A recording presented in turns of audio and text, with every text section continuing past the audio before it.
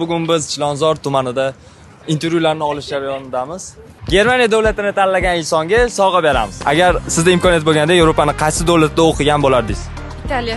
Agar Germaniya davlatini tanlaganingizda Blitzlem stil markazi tomonidan 10% chegirmaga ega bo'lardingiz. Yana bitta aylanib tanlayman. Sorry.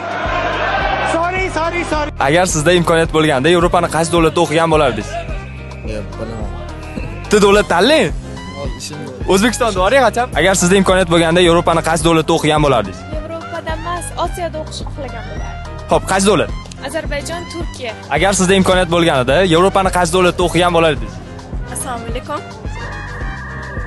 Amerika. Agar Germaniya davlatini tanlaganingizda, men sizga ajoyib bo'lgan sovg'a bergan bo'lardim. Davay boshidan. Agar imkoniyat bo'lganda Yevropaning qaysi davlatda o'qigan bo'lardinglar? Koreya. Koreya. Koreya. Siz qayerda o'qigan bo'lardingiz? Qayerda? Toshkentda o'qiyman. Qayerda?